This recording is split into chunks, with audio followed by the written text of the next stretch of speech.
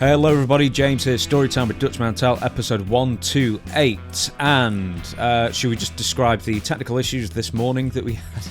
It's always something. It's always something. If it's not our it'll go during the show, before the show, and since I'm so internet illiterate, I mean, I don't help matters, but we got it straightened out. Guess what it was? I found it.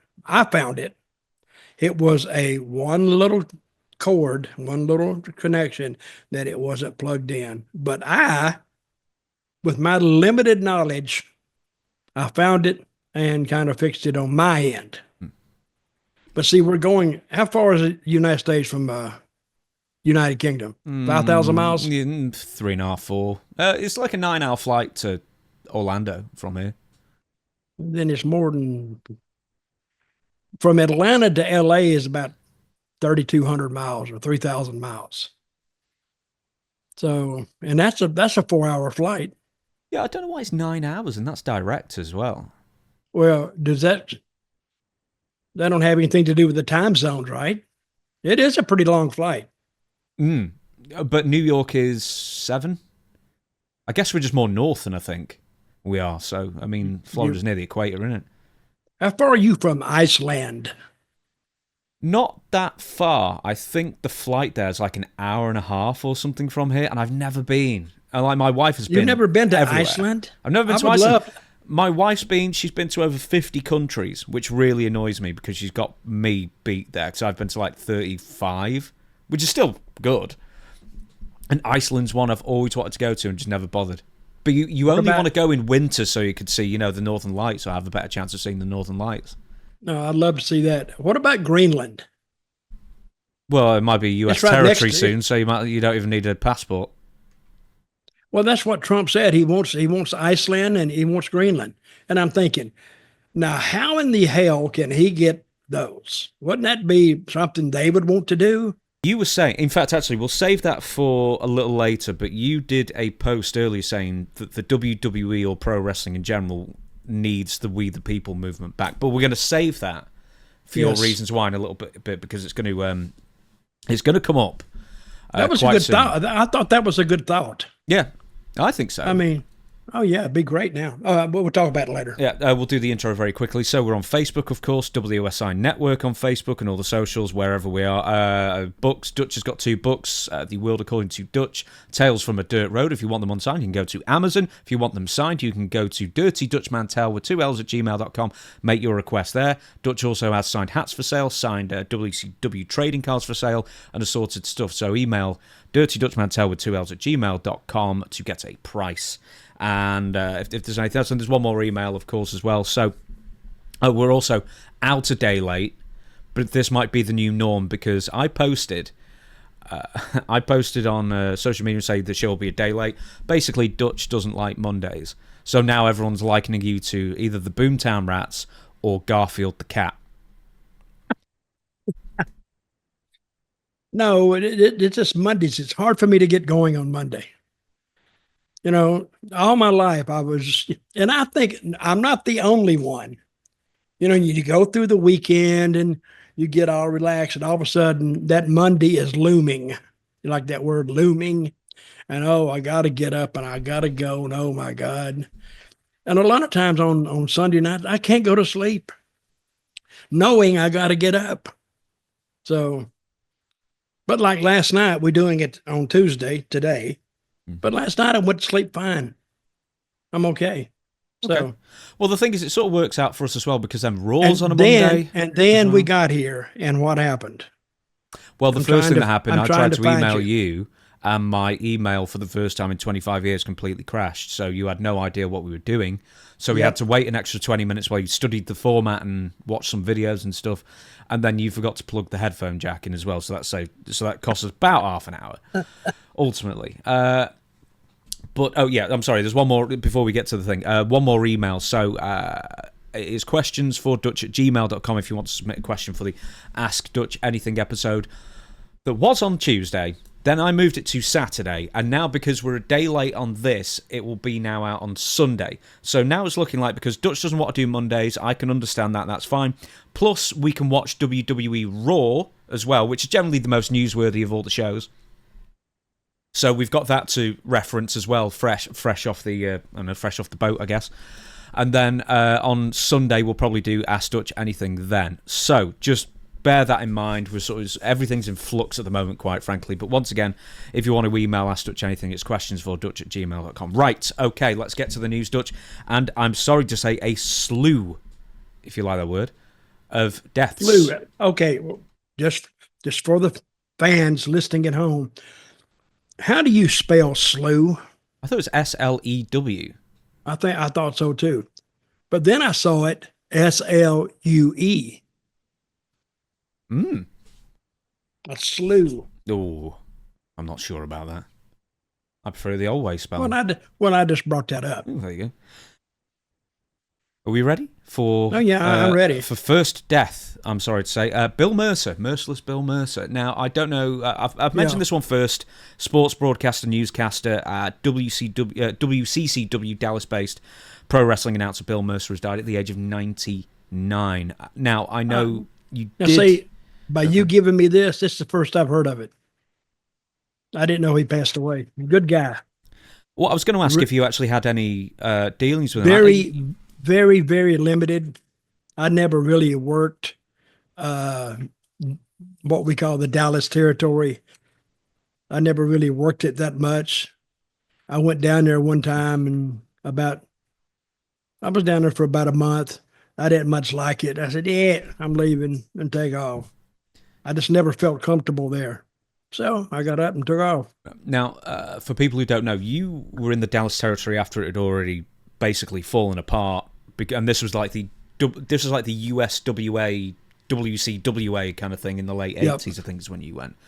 So there were still some guys like, the Von Erichs and Chris Adams, but they were there. Yeah, I went in there with the USWA, which was a bitch because we do Memphis.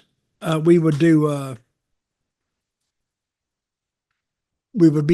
make Memphis TV, and we would say we'd do Tupelo, Mississippi, or some town in Arkansas on Friday night. You would come back to Memphis, and guess how we would go to Dallas? It's by bus, wasn't it? Was it by bus? Got on a god dang bus. And I felt like one of those country music stars coming out of Nashville. And you just get in there and guess what? I thought, well, you could get some sleep on the bus. That was the last thing you could do. Everybody was drinking. Everybody was raising hell. And I didn't you'd roll in about 5 o'clock in the morning and you wouldn't even roll in at a motel or a hotel. You'd roll in right at the Dallas, where they do TV, the Sportatorium. Yeah. You'd roll right in there. Was that a shithole, as everyone else has said? Do you remember that? A shithole? Hell, it wasn't that good. Oh my God. It was just, and the first time I ever saw it, I thought, where in the hell did they find this? And it's just it was pretty well equipped for what they wanted it to be, because they had to turn it into like a theater type setting and put the ring up and put chairs out there. And I think it had an overhead look. I think they used to do kind of music shows and stuff in there. I don't know. But then it had some offices, and the dressing rooms were not very good. But I tell you, the crowd was with it. I mean, it was a historical building in Dallas. I think it's torn down now, isn't it? I think you're right there, yeah. What were the crowds in USWA at this time? Because obviously, the... not good. Yeah, I was going to say that in the Sportatorium, was there any action happening at all at that point? Or was it just 100 or 200 at that point in the late 80s? No, they had more than that. But see, they were a little bit of, crowds are different. But I think the Sportatorium, you could get in, I guess, maybe 2,500 people, maybe, I think, maybe 2,000. But when you consider that, that's their big show, big town. But you could get 11,000 in Memphis. So I'm thinking, wait a minute. And I don't know what year this was. I think this was maybe 83, maybe. When you were there, it was like 89 or something, I think. Okay, later. Yeah, it was. I mean, right. I mean, this after David died and Mike died, I think, and then there's basically only Kevin and Kerry left, and Chris. Yeah, they went to the WW. Well, actually WWF then. Yeah, no, Kevin didn't. Kevin never went. No, he never went. Kevin's good. Hey, I got along with all those guys, but brother, and this, a lot of wrestlers have said this about the Von Erichs. When you got in the ring with them, you didn't know what kind of shape they were in. Really. They brought him up to Memphis to work a weekend slot. And on the Saturday night show, it's Jonesboro, Arkansas, which is about 60 or 70 miles from Memphis. And I always had a pretty decent crowd there. And I think Kevin was on the show, but he wasn't there. And we went 7:30. Show starts at 8, 7:30. No Kevin. 7:45, no Kevin. 8:00, no Kevin. 8:15, he's still not there. So finally we said, okay, he's not going to be here. So we reworked the match. So finally,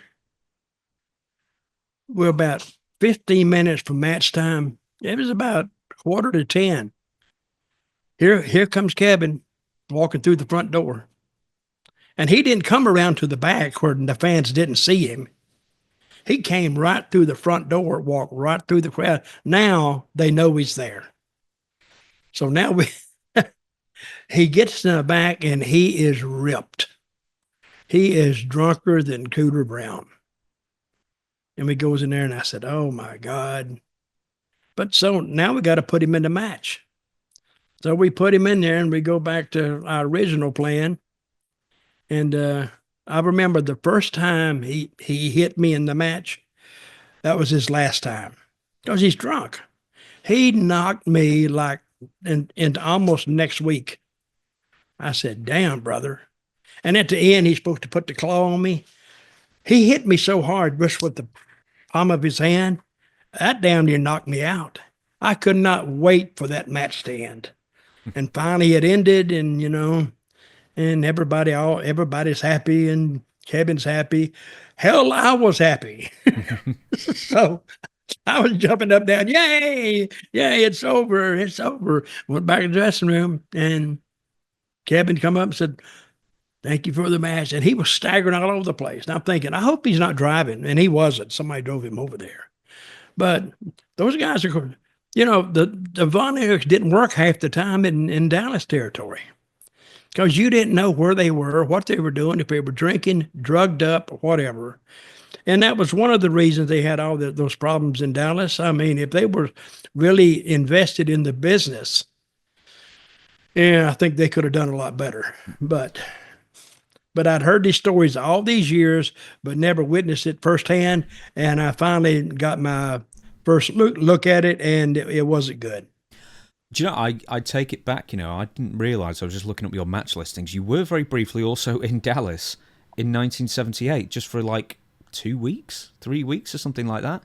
And that's what I was talking about. Oh, that's back in 78. I thought yes. Right. So there's also 89 when you were working, when Jerry Jarrett and everything was doing that crossover. Okay, I went to Dallas, and you wrestled Bob Ellis, Cowboy Bob Ellis, who I think might still be like the oldest living wrestler at the moment. which he is. I mean, he doesn't wrestle anymore. He's like 95, 96, and 97 or something. I tell you, Bob Ellis was a good guy, tall, and brother, he dressed up. He was proud to be a cowboy. And he would go out there, and he was always, I never knew Bob Ellis to be a bad guy, a heel. He was always a baby face. And And I'll say one thing, I was really not green, but I'd been in the business about in 78. I'd been in the business about 5 years, 6 years, but still, you don't really start learning after the 5 year mark. And I got in the ring with him. He's just as easy as he could be and very nice. And I mean, some of those guys, they don't like working with green guys much. I don't blame them. But when he saw that I wasn't going to hurt him, he was fine.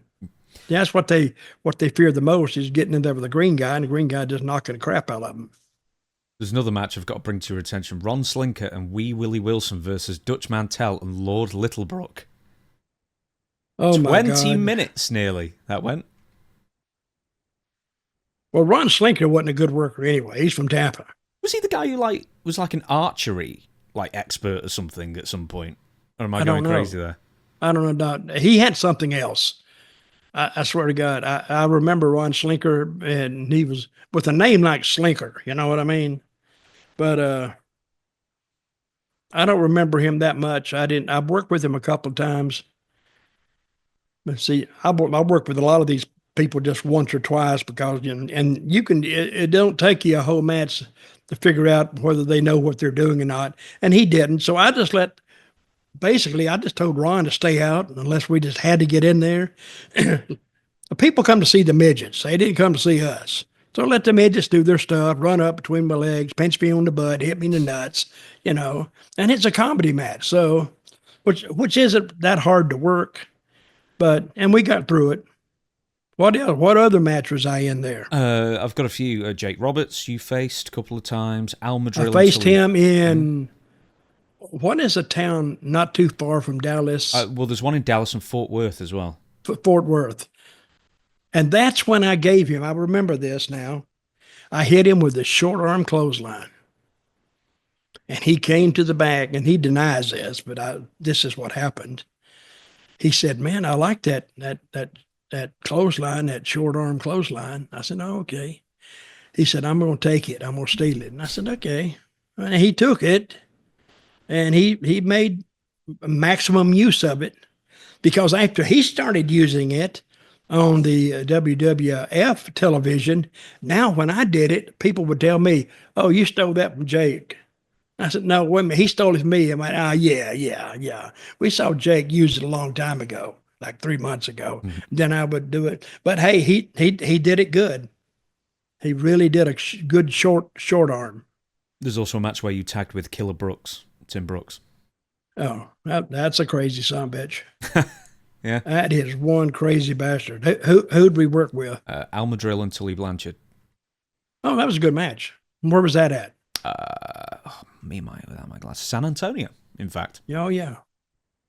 During the same period? Yeah, 78, just that 2 or 3 week stretch you just had in 78 for whatever reason in Dallas. And later on, that San Antonio formed their own territory.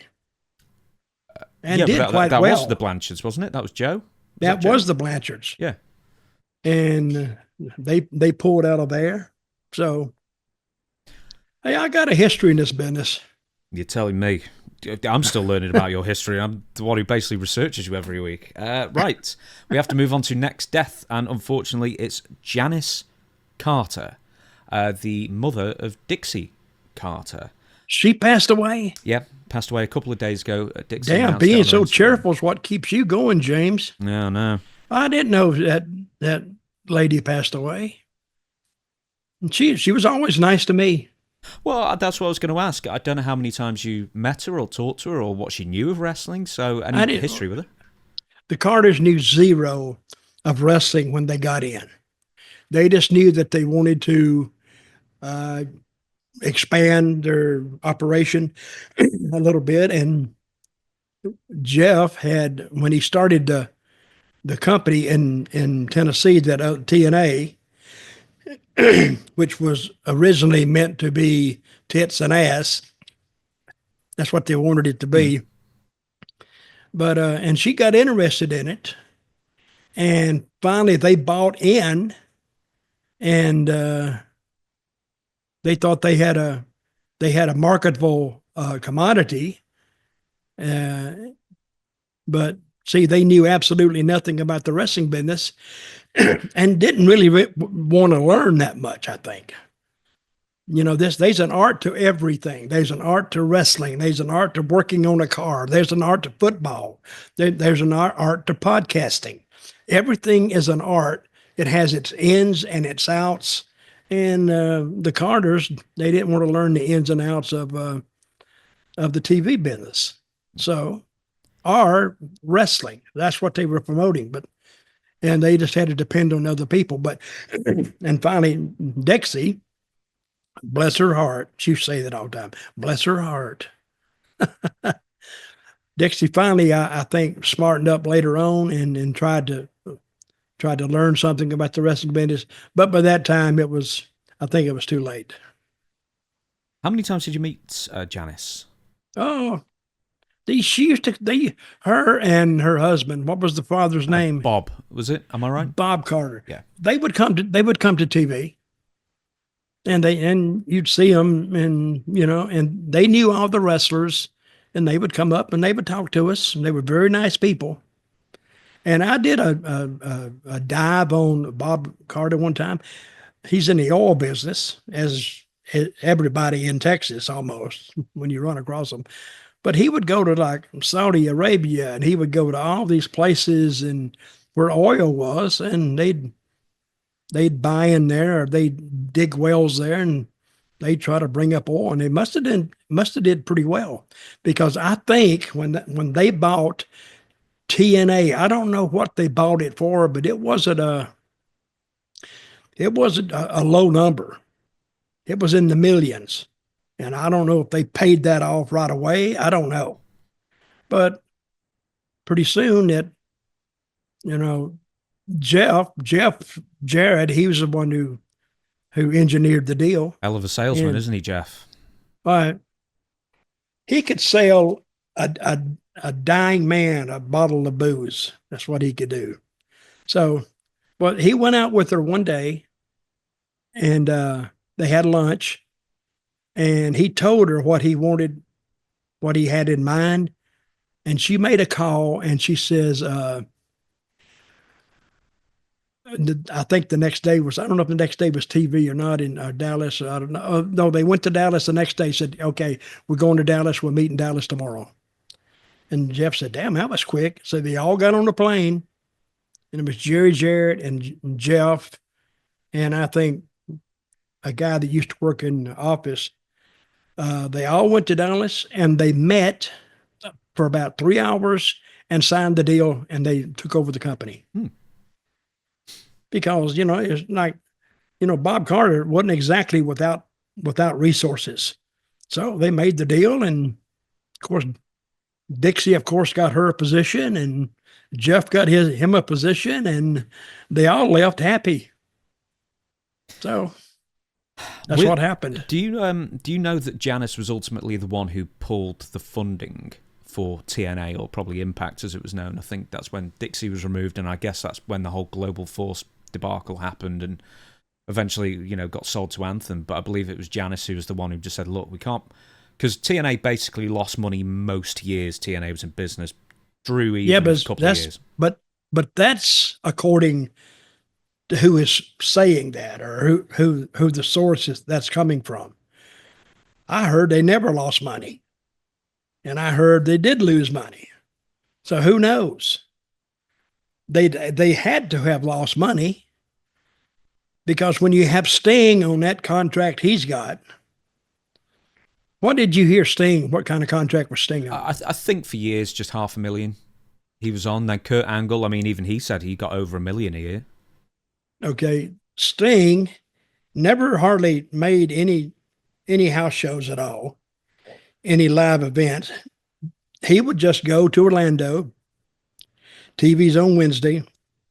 He'd fly in on Tuesday, go to the room, go to where we do TV Wednesday. He'd do whatever he wanted to do, just appearing on TV, sometimes just an interview, and go home.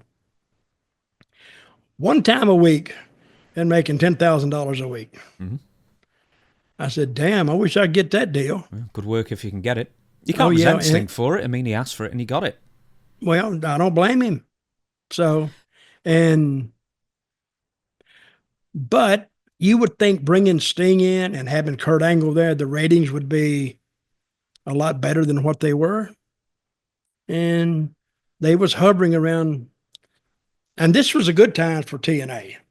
If we did a 2.5, oh, it was great. They loved that. They liked a 2.5. Of course they'd like a lot better a 3 point. And then when I got the knockouts in there, I put Gail and I've told you this story of Amazing Kong together, and they did almost a 3.5. That, however, led to the departure of Amazing Kong. Awesome Kong. Yeah, she was getting underpaid. I was doing research on Awesome Kong recently. She left because she was underpaid, and then when Hulk Hogan got in, she immediately had that fight with Bubba the Love Sponge, where she kicked his ass. Mm-hmm. And then basically went, it's not worth it here because I'm getting underpaid and I'm not even going to be used now because I've just beaten up Hulk Hogan's best friend at the time. Well, that's how she ended up in WWE briefly. And she went to them and said, hey, I want more money. And she was entitled to more money. If you just look at the numbers, and that's what wrestling is, they look at numbers. And sometimes, they'll crank it down into the 15-minute increments in an hour. Oh, who was on here and who was on here? And oh, we were in commercial there. And, that is studied like a religious book. They just study it up and down. But Kong, when she learned that her and Gail Kim had done a 3.4.5, I mean, if it had been a 4.6, it would have already went to a 3.5, which means a lot in the ratings number, just a half a point.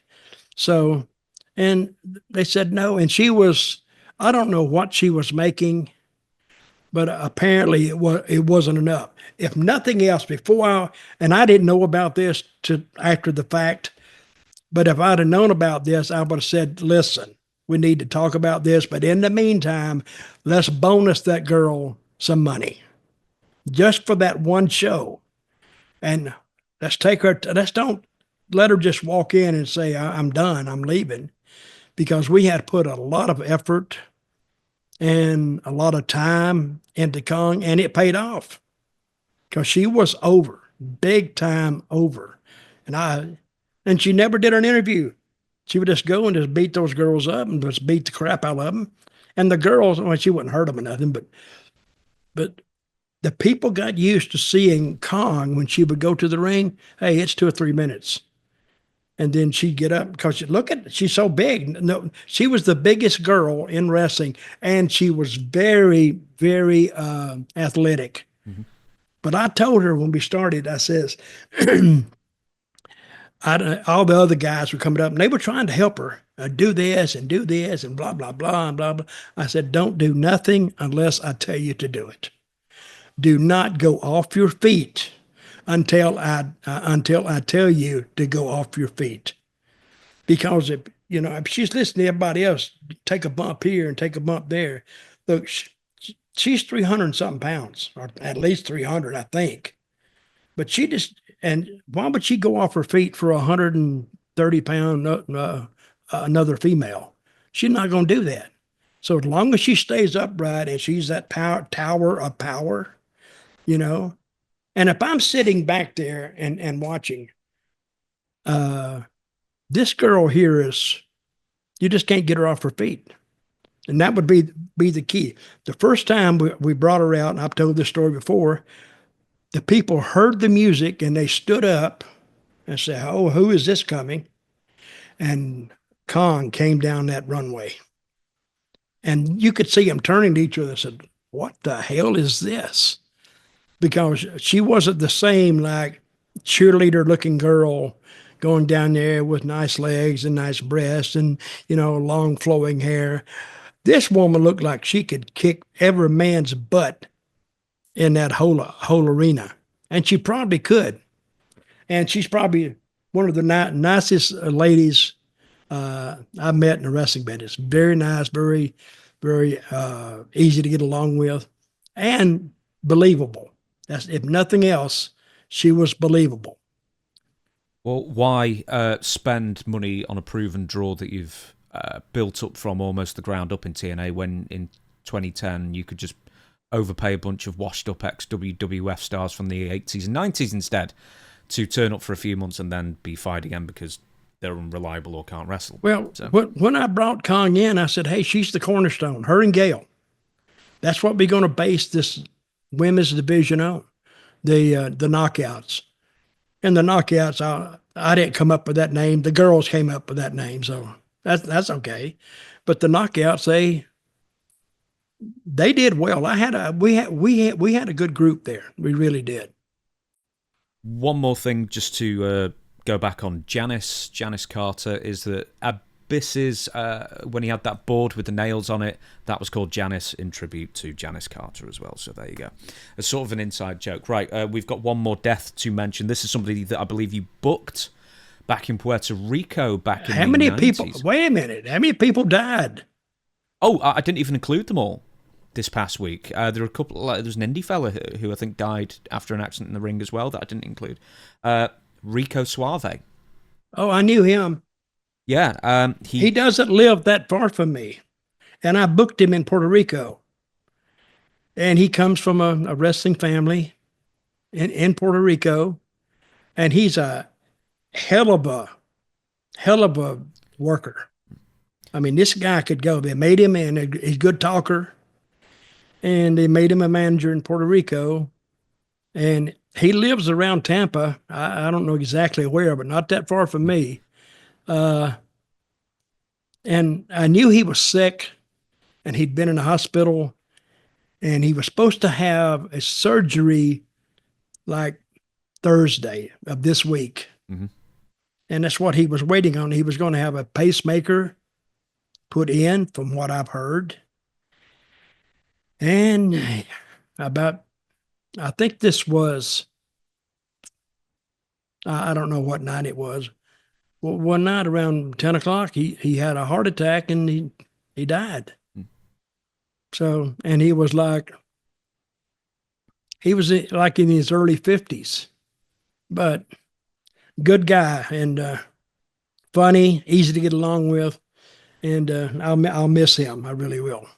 Yeah, he passed away March 20th from heart failure. The year beforehand, he'd been in a car accident, and because of complications with diabetes, he ended up having to have his right leg partially amputated after that as well. So I think his health was sort of declining at that point, unfortunately. Yeah, so you booked him in Puerto Rico then. Was he a big star? I mean, I remember hearing his name for years. Oh, Rico Suave, you know the name, that's supposed to be the lover boy in Hispanic countries, I guess. And yeah, he was a good interview. You could do anything with him. Good talker. He could actually have been your commentator. He was a lot of things he could do because he grew up. I can't remember his father's working name, but his father worked in the old WWE years ago, under the hood. I don't remember what name. And, but he grew up in a wrestling family. So he always wanted to wrestle. Jose Estrada Sr. Yep, that's it. Yeah. His brother was Jose Estrada Jr.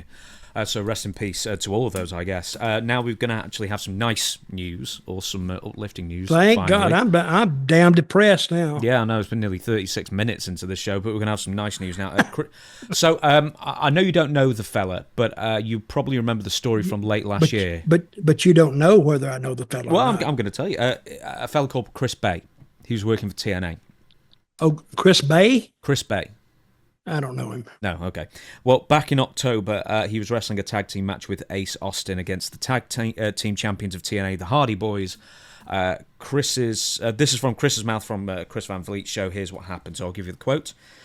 We have a tag team finisher that we don't even have a name for. It's a combination of Austin standing in the corner, launching me into the cutter. I'll roll out of the way. He'll run and do his finisher, the fold, which is like a super fancy modified blockbuster. As he's launching me for the cutter, Matt's in the middle of the ring. He's our target.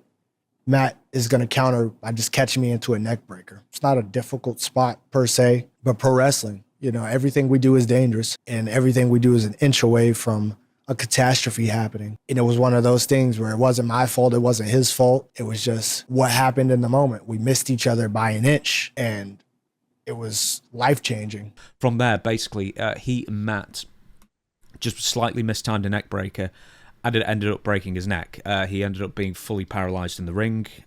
The match was taped for a future taping, a future showing of the TNA show. And instead, he ended up paralyzed, and basically, it was thought that he would most likely be paraplegic or quadriplegic from the injury. And after nearly 5 months of recovery, he's able to stand on his own. He's able to walk a little bit on his own and more with assistance now. And he's even considering, if he can getting back into the ring. But it's one of those things that, one, it's uplifting that someone's basically beaten the odds to, regain mobility. And two, it's terrifying that something so routine can go so wrong. And it can happen to anybody. I don't think people realize that when they're watching a match, how many opportunities that these guys are executing successfully. But if they go wrong, it can go wrong in a bad, bad way. And it can go south really, really quick. That's why guys my age, we didn't do that stuff. See, we worked a lot more than the guys work today. WWE guys, they might work, 3 days a week? Maybe? Less. Maybe. Okay. But we used to work sometimes 7 days a week. And if you got hurt, well, tough titty, said the kitty. You don't get paid unless you just bitch and moan to the promoter so much, and he has got to come across with some money. But you shouldn't have to do that. But, I mean, some of these moves they do, and that's why I keep saying that there's going to be another death. I hate to say this. There's going to be another death in wrestling, I think, this year, if they keep doing these wild spots and trying to outdo the last guy they've seen on one of the wrestling bloopers. But that's the thing with this. It was such a routine move. It was just, I don't know if it was like a honky tonk man, shake, rattle and roll, or if it was like a rude awakening style neck breaker. But I mean, neck breakers are just a staple. Mm-hmm. But, they look good for the most part if you do them right and everything. But as I say, some of the worst injuries come from things that are basically executed and basically considered safe. But you just never know. But it can happen. But if that happens on an ordinary move, what can happen on some of these crazy moves that, if somebody gets way up high in the air and they're going to jump, everybody can see it. Okay, he's going to come down. And everybody's thinking like, well, he might get hurt from that. And the thing is, the fan might remember that 10 minutes after he leaves the arena. But the guy that gets hurt is going to remember it every day of his life, if he lives through it, going away. So while it might look good, I mean, the end result is not good for the one getting hurt. Anybody can tell you that. Have you ever suffered a stinger? A stinger? I don't think so, but yeah. I know what it is. Yeah, I don't know if it's like, you get dropped on your head or whatever it is and you jam your neck in and then you get some numbness in your extremities, I guess. Is that anything you've ever dealt with in your career? I butted heads with a guy one night in Savannah, Georgia. And the arena was very dark. They had a really bright light in there, though, but it was, and especially for me because I'm blind as a bat, we hit our heads together and I went down and I was out. And I talked to him like the next day. He said he was out too. So we were both out. And we finally started moving. I didn't know where I was. I didn't know I was in a match. I didn't know where I was. Didn't care. I was trying to put it all together. But it's just, just a blackness out there, and it finally come back to me. But I mean, which leads me to the item of the thought of football players. They're hitting their heads every play. One guy told me one time, and I forgot his name now, but we tried him in Atlanta one time when I was just breaking in. And he was a football player, active football player then. He told me every time he was a lineman. Every time he hit the guy in front of him, he said he'd always go helmet to helmet with him starting off. And he said every time he blacks out just a little bit. And even hearing that was like 50 years ago, 45 years ago. I think, wow, I think that can't be good if he's hitting somebody else's helmet. And that's why they made that helmet to helmet rule. Like you can't hit a guy. You could get ejected from the game if you go straight helmet to helmet with him. Now, going back to Chris Bay, he's not ruled out potential return to wrestling if he ever does, Okay, Chris Bay, I don't know him, but look, Chris. Stay retired is basically. Get out while you can. You can. That's what I'll ask, actually, because let's say if you suffer some horrific injury, right, Dutch, and... Quit. Unless you're going to go in the WWE, don't mess with it, because you can't make any money. Not enough that's worth your health. Not even talking about your life, but it's not even worth your health. You can't, if you want to do it for a hobby, be a manager, be this, be that. But you cannot, some guys just have this, burning desire to be a wrestler for some reason.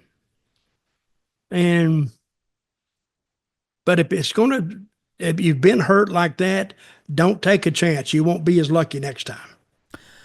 That was sort of the point, is that even if you don't get hurt, I wonder if you suffer some sort of horrific injury such as Chris Bay has, and do you then, if you somehow end up in a wrestling match again, do you second guess everything or be overly cautious? Because I sort of figure that that's how injuries would happen even more frequently then, if you're sort of second guessing everything you do. Well, it's 6 of one and half a dozen of the other. I think, of course, if you get hurt, you're going to think of re-injuring whatever that was injured originally. But the best thing to do, you got to get over it. You got to put it behind you and move on. Yeah, I'd say absolutely so. But, congratulations, I guess, to Chris Bay. If I was a booker and I knew this about Chris Bay, guess what? I wouldn't book him. Yeah. Well, yeah, he'd be a total liability in that case. From an insurance standpoint. Well, even above that, I would say I wouldn't want it on my mind if he did get hurt again. Because I okayed it, or I green-lit him to going back into the ring. If he got hurt, it's my fault too. So I don't want to have anything to do with it. Chris Bay, don't call me. I don't have a job for you, but I wouldn't hire you anyway. I was going to say an insurance risk, not that wrestlers are insured, but basically, it's fantastic news that he can walk under his own steam. Stay away from rings for the rest of your life, please. Right, let's go on to what. Okay, wait a minute. Let me ask you this. You said insurance risk. Who would he sue? No, that's what I'm saying. Who knows? He could sue the promoter. He could sue. Well, the thing is, you're independent. If the promoter and where is he? Where was he working? TNA. Yes.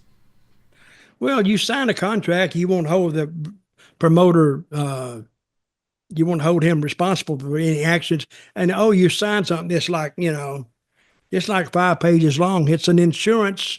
You relieve them of all responsibility and liability in case you get hurt. So after you sign that and your lawyer reads it, he said, well, hell, I don't know what we sue on.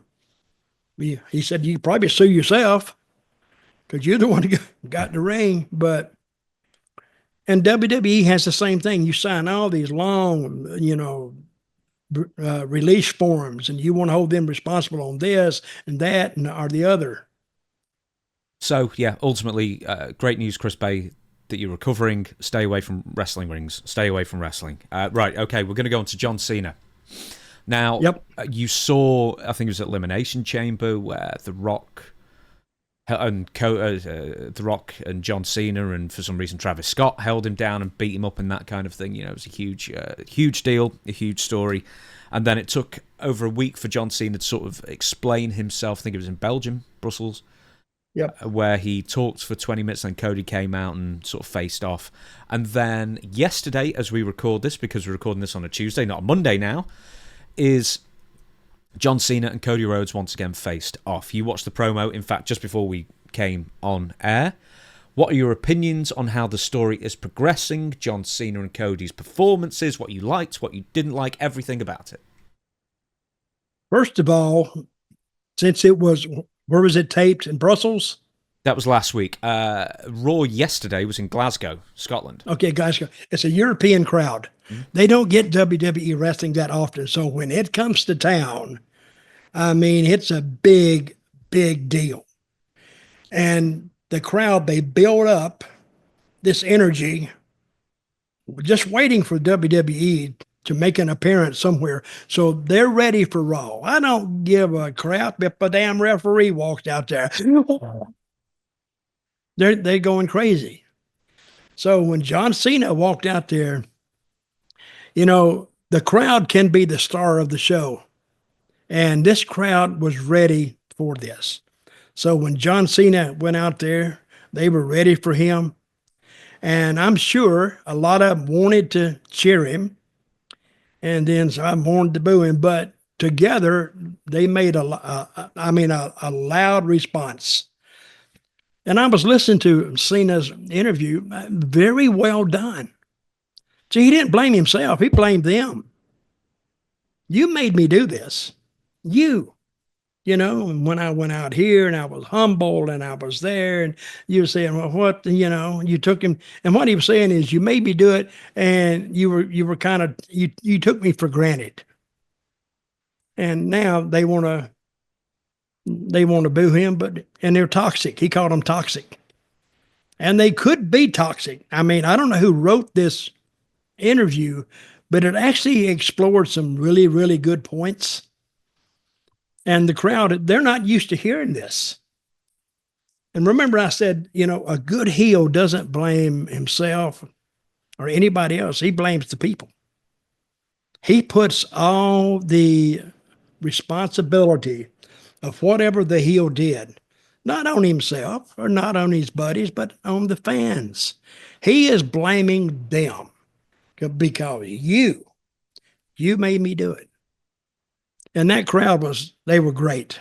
And then when Cody came out there, the people were ready. Oh. I mean, they were, and that's what we call a red hot crowd. Used to have them, you know, back in the day, but you didn't even have to do something, I mean, earth shattering to get them that way back in the day, because they were just there when wrestling was starting to grow. I mean, they were there. And I thought about this later. I heard about it. They went head to head. But no physicality, no?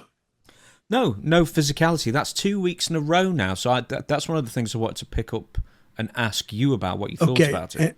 Okay, I'm saying, you know, they need to have some physicality. But when I just see two of them go to the ring, you know, you got Cena in the ring, and here comes Cody.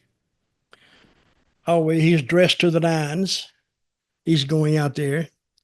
But I think having physicality in either one of those encounters would have been the wrong thing to do, because that's what you want them to pay to see on WrestleMania. You want to see whatever's going to happen between those two.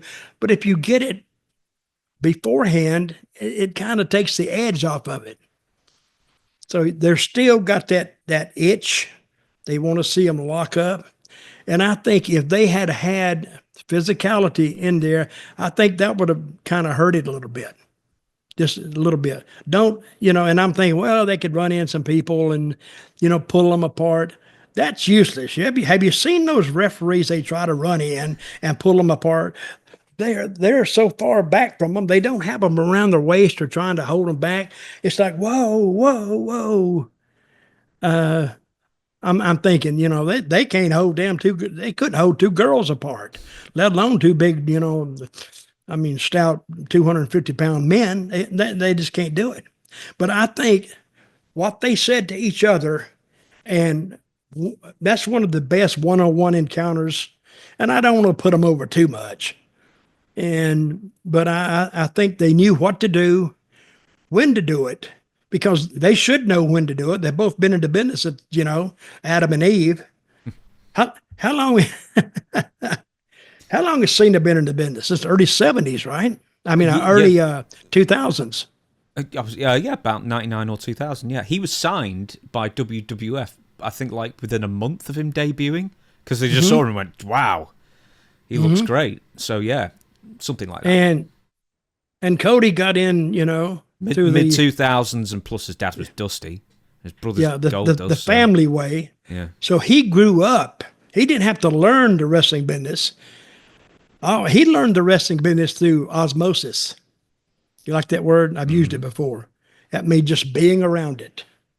And he learned the business, watching it. And I'm going to say this about Cody. I think give him 20 years, Triple H gets tired. I think Cody would be the booker because he understands it that well. And he knows not to rush it, slow it down. Sometimes there's something to be said about let the fans think for themselves.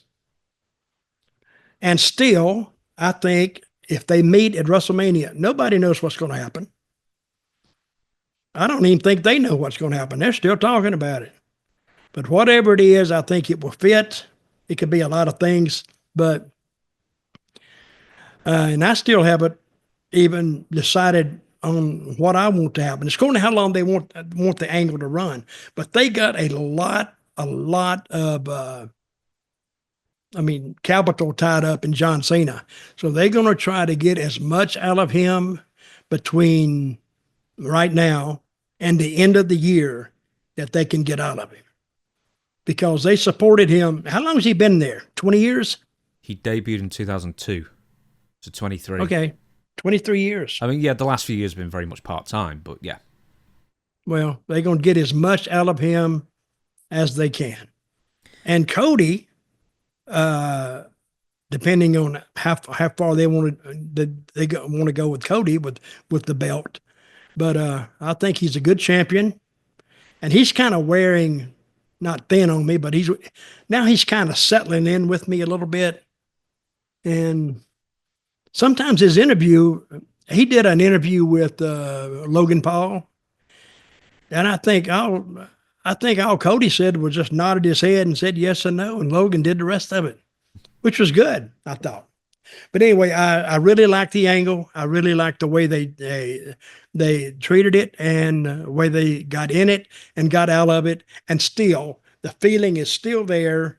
I want to see it as much now as I did, but I want to see it as much now as I did before they went into the ring. Right, I'm going to play devil's advocate because actually I don't normally disagree with you, Dutch, but I disagree with you a bit on here. So I'm going to suggest something that bugs me, and it's actually Cody that's done it both weeks. Is John Cena says his bit, says the fans, you get nothing, and blah blah blah. Just everything basically putting it onto the fans. Then Cody's music plays, and he turns up in his suit and his belt, and he's like, "Hi, everyone." Yep. He's super happy. And do you know who used to criticize for that? Ronda Rousey. You used to criticize Ronda Rousey for the exact same thing. I did too. But I didn't think he'd come out here like that this time. He comes out and yo, when he does that. That to me, that really playing to the entrance, I don't like it when anybody does it. And after a while, this is a serious, serious deal. I think he should have just went to the ring. I'm agreeing with you on this one. He should have went to the ring and got right to it. There's also one more thing that bugs me about this. It's not. In fact, let's talk about two different things. It's not that there was no physicality. I think that's the best thing. I think if you're going to do the physicality, you save it for maybe the week before WrestleMania. So now, bang, they finally got to each other. Now you're excited for the you keep them apart as long as possible. On the first week when they confronted each other, once again, Cody comes out, does his pre-match machinations, or with the entrance like he does every, whoa, and all that kind of thing. And then, which, like you, that bugs me. If you're going to be serious and don't go through all that rigmarole, just do your thing. But he wasn't angry then, but also, he had his eardrum busted, he was whipped, he had a Rolex shoved in his forehead. He got hit with the belt and everything like that. And then he just comes out and talks. And, doesn't instigate anything. It doesn't even sound that angry. And then what I said, I can't remember if I said it to you or Stevie or wherever else I may have said it, I loved it when Mike Tyson and Steve Austin faced off, when there were already 20 people in the ring who ran past Austin to already get in the ring to split them up. And then you have them face to face. So, if anything happens, they'll be straight in there and stop it and pull it apart. I like that kind of presentation. I think it's weird that 2 weeks in a row now, the first week Cody just talked. But then at least on Monday yesterday, Cody challenged Cena to do something, take the belt from me. So at least he was willing, and then physicality will follow later. But at least he wasn't afraid of it in this week, in this instance. Well, if you thought about it, a lot of fans thought about it too. And I thought about it. But I'm thinking, wait a minute. Because it's somewhere, if you're mad at somebody, if you want to break it down and say what would really happen, if, say, me and this other guy got in a fight on the street, and I saw that son of a bitch outside another store or a bar or something, I'm confronting him again. But this time I'm not saying going up to him and talking to him. I'm going up and I'm popping him. We're just going to go right to it. If I'm that mad, and if he had done the same thing to me that they did to Cody, we'd be fighting. But sometimes, as a fan, this is a show. I got that, and they talk, and when they're talking, you kind of get lost in it, and kind of looking at it more, because they took their time with this. They didn't rush through it. This is another thing that bugs me too. If Cena is with The Rock, where was The Rock? There's no mentions of The Rock. That's what I'm saying. Yeah. You mean the Rock has never, that they couldn't make a videotape of him? And I think, Rock should say, hey, you should have given me the soul because I own you now, or something like that. Just give him something to think about on the screen. And he says, talk to John. You'll know what I'm talking about when this is over. Either something like that. Where is Travis Scott? Well, they probably banned him after he did one slap and then broke Cody's ear. Well, I don't really blame him for that. I really don't. He was in the ring. He was excited. Cody knew he would be excited. And Cody's already wrestled since, so it wasn't too big of a deal. It must have just I don't think it burst his eardrum either. I just don't believe that. It sounds good, but I don't blame Travis Scott for it either. But anyway, what I'm saying is, I think they're handling it right because they're gearing this up for WrestleMania. I mean, if they do it too early, you kind of hurt the anticipation of the WrestleMania match. Wait a minute, they got 2 nights. What are they doing the second night? That's a good question. Or is this the second night? That would be the second night. I'm trying to think of any other. I mean, there's CM Punk and Roman Reigns and Seth Rollins, but there's no title on the line. I don't even know if it's a number 1 contenders match yet. Then they've got the triple threat women's match. Then they've got Gunther and Jey Uso, a couple of others. So maybe it might be Gunther and Jey Uso on night 1, but I don't know. They might want a women's match to end night 1. Mm-hmm. Well, The Rock has to be on one of these. Mm-hmm. Don't you think? Yeah, but I think he'll be a manager. I don't think he's going to wrestle this year. No, I don't think he's going to wrestle. But I think he'll be a... See, if he went out and managed Cena against Cody, well, that's setting it up for a pay-per-view, or it could be setting up for SummerSlam. Mm-hmm. Right. See, WWE now has the time to devote to pushing these big shows. So I'll tell you a match I don't like is Gunther and Jey Uso. Why not? I just don't like the match. I just really don't. I think they got something with Gunther. Did you see? I'm just, like everybody, I'm just going through the internet looking. It was, I think, one of the shows in Europe where Gunther was against CM Punk, and he hit him with the chop, and I know he screamed. When I saw it, I went, wow. And he went down, he looked right at that camera, and he went, and he tapped out, like, damn, I'll tap out before I take this. To me, it was funny.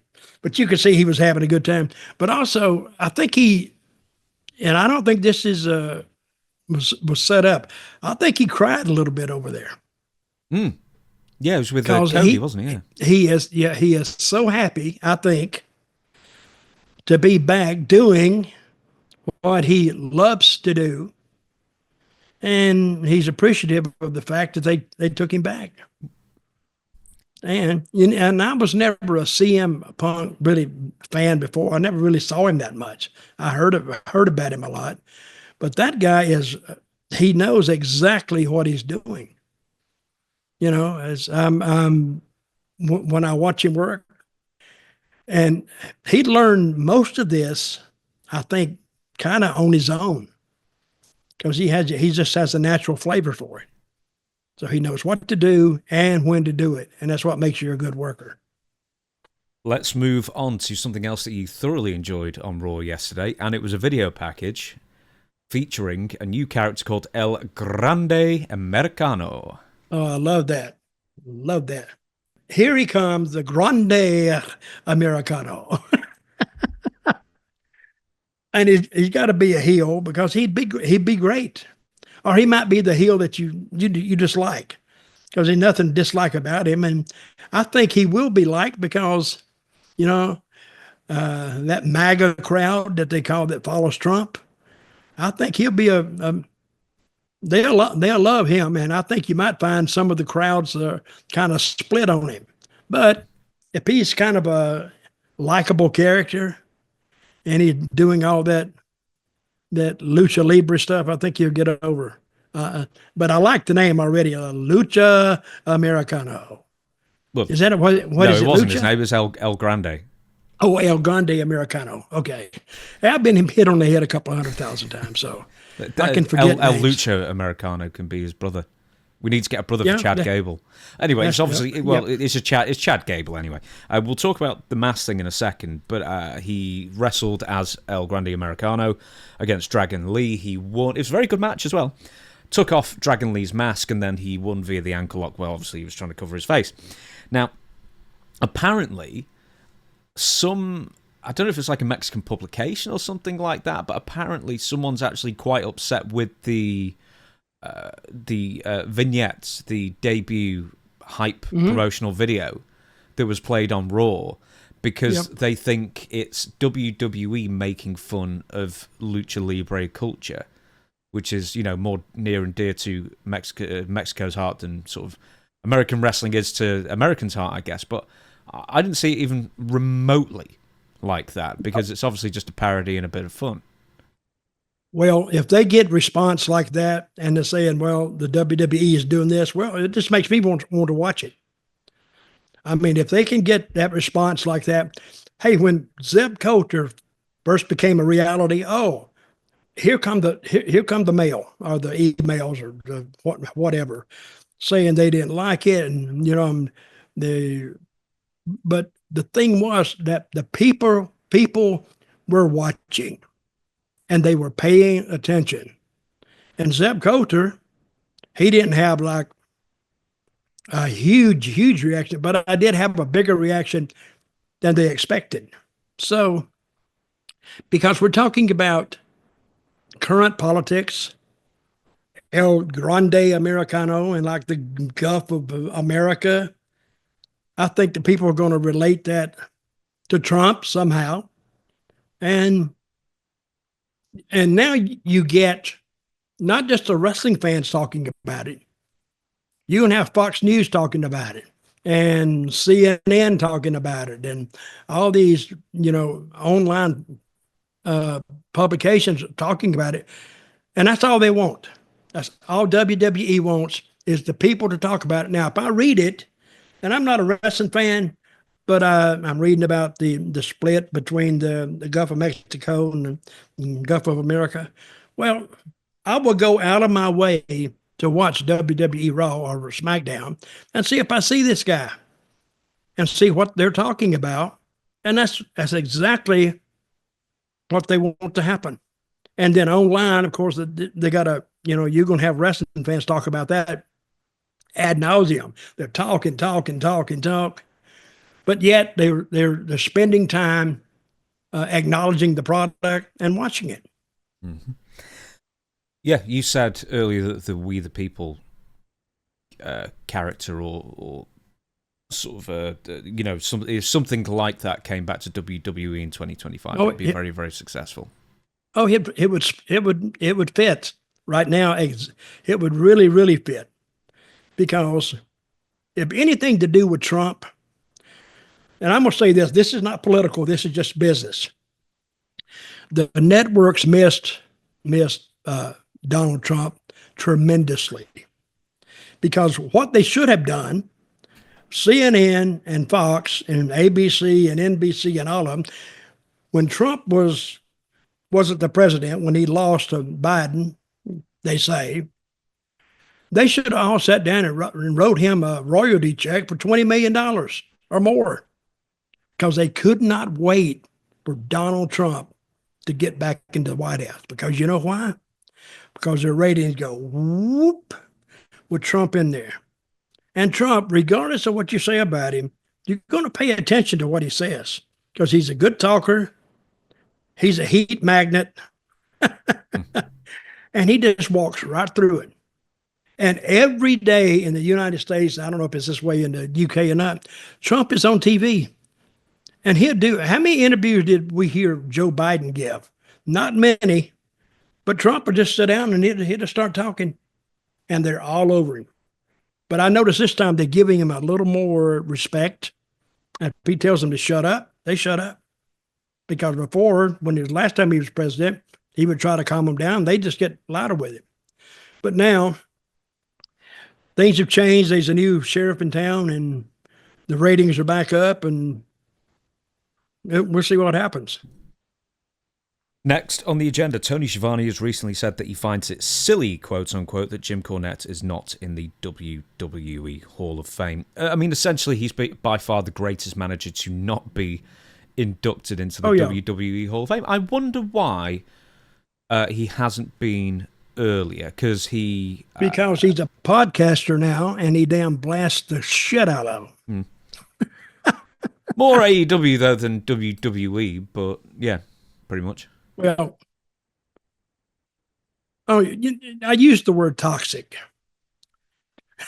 Jim is toxic to a lot of people. And I wish I'd have had a camera when all the times I heard him go off. I mean, I would have just enough to do a movie. And he raises hell and carries on and throws stuff, but it's his words. Oh, he's a great talker. And when he gets mad, it's a classic. So, but I don't know. I think Jimmy needs to be in there. I would like to induct him in there, to tell you the truth. So, but who would induct him? Actually, who would induct him? I don't know who would induct him. Dangerously, Paul Heyman. That would be a good one. Yeah, I don't think they're particularly friends, but that would be a good one. No, I don't think they're friends either. Maybe Vince Russo. The boy, wouldn't that be? I would watch it just for that. Oh, yeah.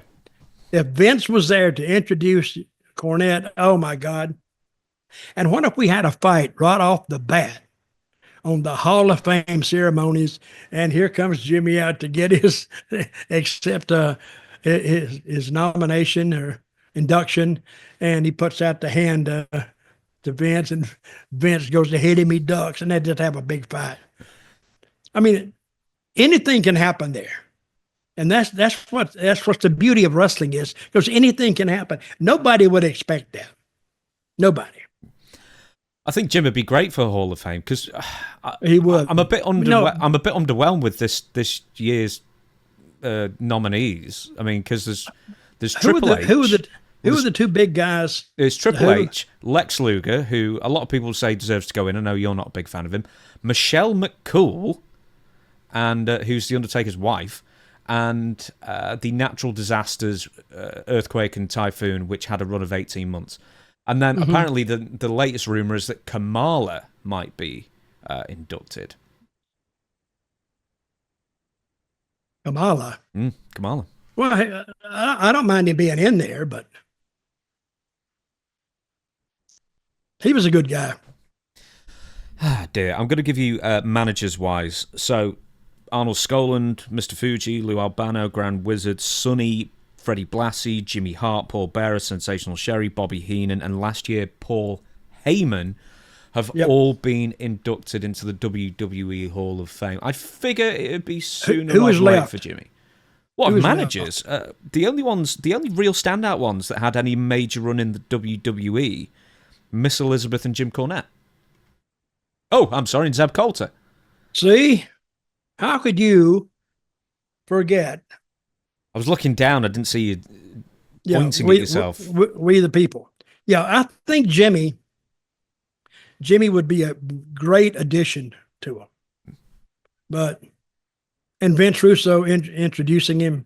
I mean, it's kind of a. But Jimmy, this is Jimmy's forte. You like that word? Because he's a historian of the wrestling business, and he knows stories. I mean, about people that I don't even know, but somehow he's got a tape library that takes up the whole room just for him. So, and he was following wrestling a long time before I followed it. And he would know, even when I was working with him, he would know what was going on in Dallas, and he would know what's going on in Florida and Georgia and, mid-Atlantic. He would know all this stuff. And I wouldn't even know. I wouldn't know who he's talking about, but he's a historian, and I think he actually would be a great addition to the WWE Hall of Fame. And they just call that the manager's arm, or what? Or they just put them in there with everybody else? They're in with everybody else. It's not like the celebrities or anything. I think he'd be a great addition, so I would vote for him. Yeah, I was trying to think of his qualifications, really, of which obviously he has a lot of qualifications. So he managed Zeb Coulter. Well, he managed Dutch Mantell, actually. He sure did. Yeah. You were second. Who did he manage? Yes. Who was first? Sensational Sherry. So there you go. That's it. So there you go. He managed two legendary future managers as his first two charges, and then later as Adrian Street. I can't remember. Did he manage the Nightmares at one point? Am I going crazy there? No, I don't know if he managed the Nightmares. I don't think so. I can't remember. Who else did he manage before the Midnight Express? Do you know? I can't remember. I'm not that good of a historian. No, me neither. Jimmy would know. Well, yeah, he was there. Let's get him on this show. He'll never do it. Why? Oh, for a litany of reasons, he would never do it. Maybe I should ask him. By God. Yeah. Buy him a webcam. You never know. I mean, from there, we've got the Midnight Express, then Smoky Mountain, of course, and, the Heavenly Bodies, the Midnight Express, and then he goes to the WWF. He manages the WWF champion at the time, Yokozuna, British Bulldog, Owen Hart, Vader. He had a storied career as a manager. Then, of course, OVW. In 2000, he developed talent such as Randy Orton and John Cena and Brock Lesnar and Shelton Benjamin and Dave Bautista, even though Dave Bautista will say he never learned anything in OVW. TNA, he was a booker for ages, or writer for a good few years. Ring of Honor, and then he does the podcast thing. So that's a potted history. So I think that more than qualifies him than Michelle McCool, for example. He's well qualified. Yeah. He really is. So right. I would like to see what he could come up with.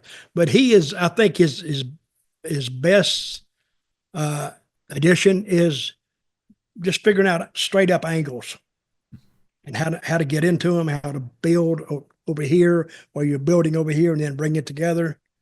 He's very, very good at that.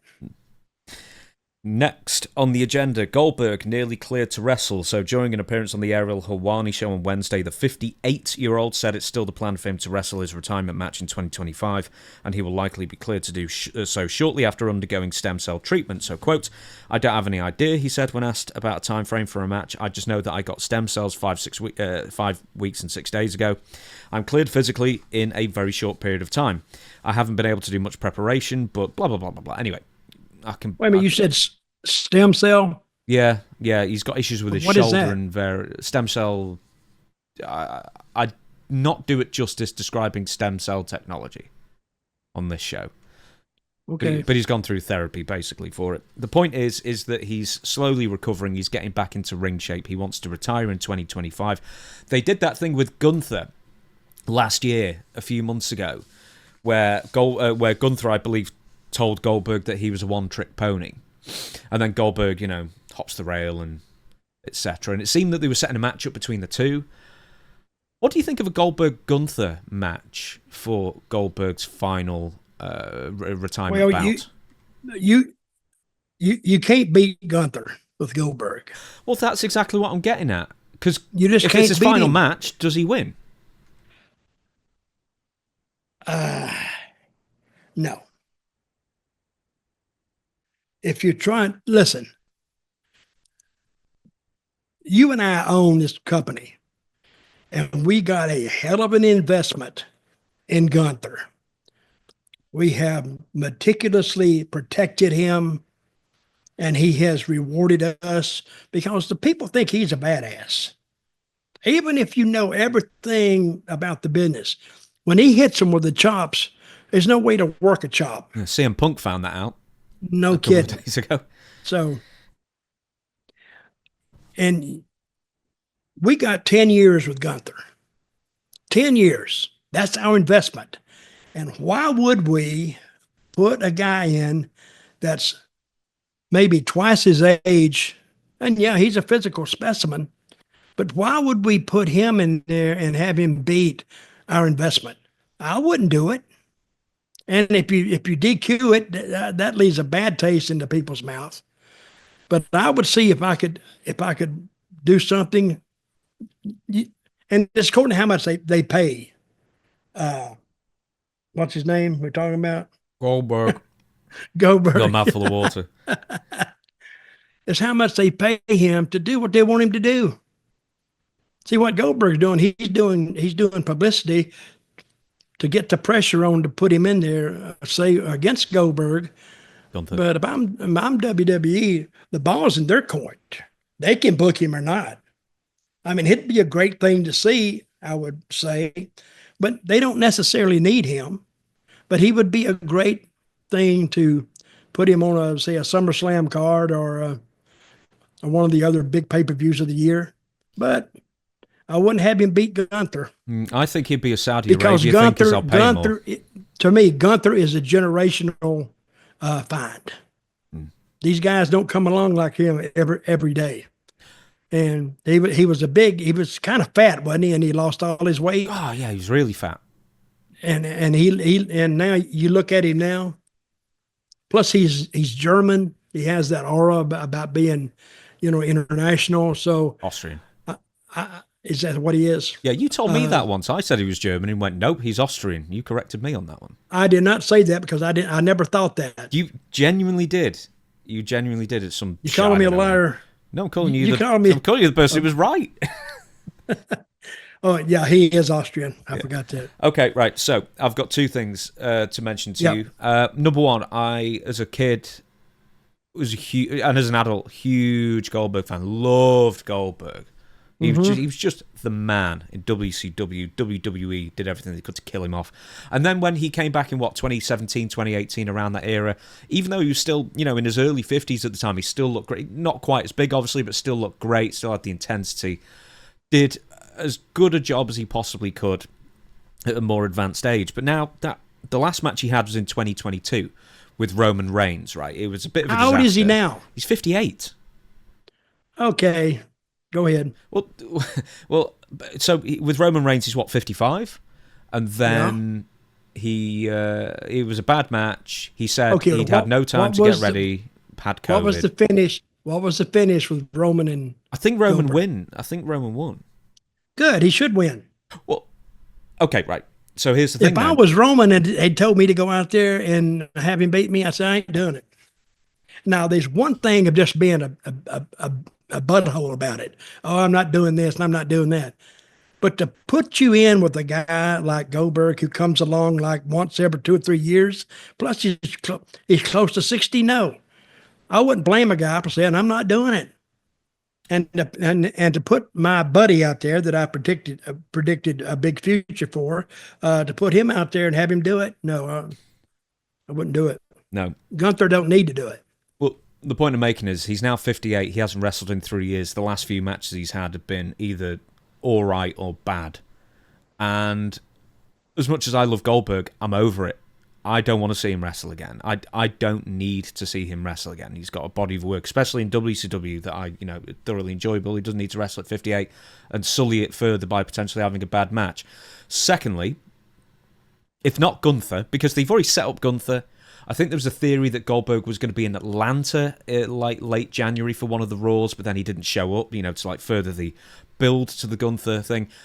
Who should Goldberg, if he's going to win, who should Goldberg then face? Who is one, credible, and two, wouldn't matter too much if they lost? I'd have to look at the roster, name somebody. Michelle McCool. No, that's good. That would be good. And then bring Undertaker in on it. Yeah. Oh God, let's not have Goldberg and Undertaker again. Goodness me. But yeah, I'm trying to think.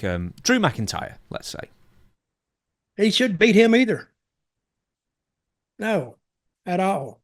Anybody that you're really pushing now, you need that middle of the card heel who says, I'm gonna stake my claim right here. And I'm going to beat Goldberg, and I want everybody to take notice of what I did because I'm going right to the top. Now he can go out there and do that. But I would, and even if we did that, I would have maybe Goldberg beat him, and then the guy get on him and hurt him and leave him laying. So he could stand tall over him. He said, may not got the pin, but I beat his ass, is what I'm saying. It's who can walk away from the fight. Okay, Dutch, next up, something with AEW Dynamite from last week, because this episode is coming out on a Wednesday. It might get a bit confusing because we record on a Tuesday, but this is something we missed last week that was maybe the hottest topic in the podcasting world, and it is a bump that Jon Moxley took on AEW Dynamite on something he shouldn't have been landing on, so let's watch it together. Fucking thing. Right, there we go. So tell us what we're seeing for the audio listeners. Well, it looks like he hit him with that baseball bat and it laid there, and it's not a bat, what is it? Like a 2x4 or a plank? Something, and it's got all kind of, looks like a broom. Is that a broom? No, that's a bed of nails. A bed of nails, and it's stuck in his back. Well, so have you seen this or not? Yeah, I've seen it, but I was trying to figure out what that was. That is nails, and so he landed on a bed of nails. Yes, that are now impaled in his back because they're like the rough and then notchy nails. I will say one thing. At least they got what's that guy's name in there now? Wheeler Yuta. Yeah, they got it. Yeah. Did you see that one set? Look how much his skin is stretching. Yep. I don't even know how like barbs they actually like stuck in there, but yeah. I'll tell you how much, because since they're put together so much, I mean, you can do that without. If that was one nail, he'd go all the way through. If it's two nails, he'd go all. But they got all of them together, so he may have 30 nails in his back, and that's why they don't go any farther, because it stops it. But that's a pretty gutty move by Jon Moxley. But I'm thinking now. Have you ever seen anything like that? Because I'm not sure I have. One more time. No, I've never seen. Well, I have, but I haven't.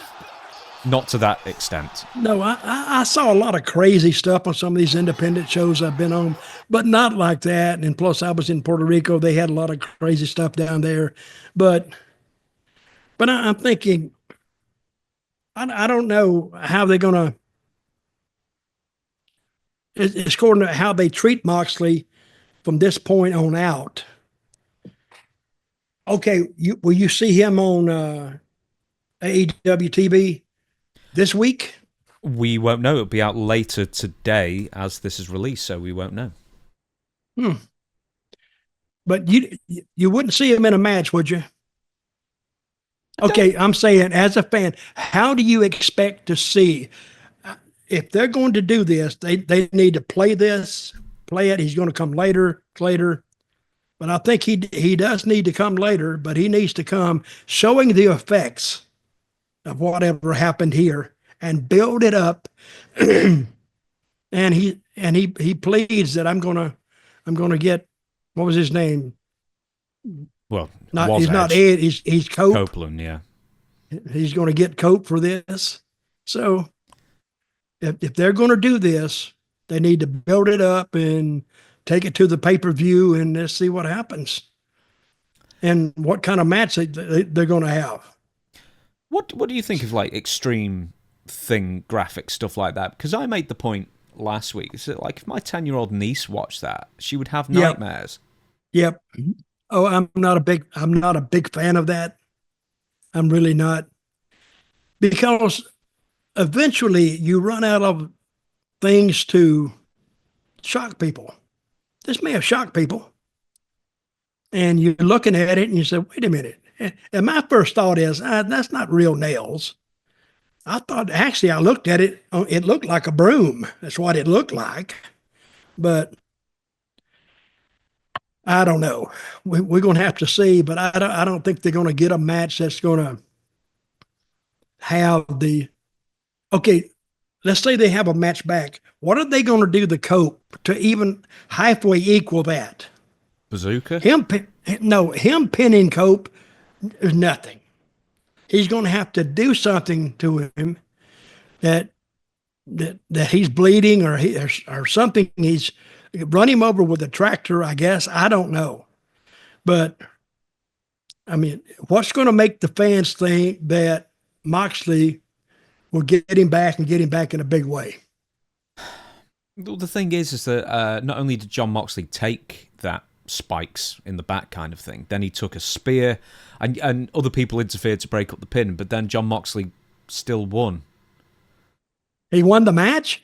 Yes. Jon Moxley won the match with a lot of interference, but then eventually got up and then did that bulldog choke, and then Adam Copeland passed out, so Jon Moxley retained. Hey, that should have been the end of the match right there. Yeah, it wasn't. There was a couple more things he had to do. That should have been the end of it. Tony, I'm trying to help you, kid. I'm trying to help you, but you're not going to, continue that on out. I don't know what your thought process on it was, but I would have ended it right then. I'd been the bells ring and all this, the doctors in the ring, and you couldn't continue the match. That's all you got to do. Because if he works, okay, how did they get the nails out? Just pull them out? Yeah, the nails were in his back for over a minute. I timed it. The referee eventually worked the nails out of his back. I mean, there's more points to make there. Is that look, they were embedded enough, even though there was quite a lot of them densely packed together, they were embedded enough that what if one of those nails got into his spine and paralyzed him? No kidding. Chris Bay before. Yeah, no kidding. And what if you got an infection from those nails? Yeah, they didn't look clean. And then I think he took back bumps on the canvas after it as well. So, yeah. Well, I think you know who we need to call in on this. OSHA, the Occupational Safety Hazard Association. They come out on jobs, OSHA. And they said, well, your ladders has got to be this, and your ladders, you got to have all kind of your safety equipment in place. I would have brought a OSHA observer out there, ring the bell and stop. And I would have fined Cope and I'd have rushed him to the hospital. And that's what they should have done. They should have took him to the hospital. I mean, if you saw somebody on the job fall and some nails went in them, right?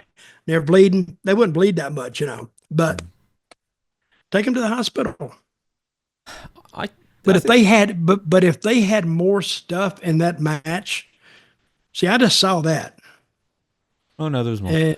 Not that much more, but there was certainly more there. But I mean, I think like some of the wider points is like. But wait a minute, where did they want that? Yeah, absolutely.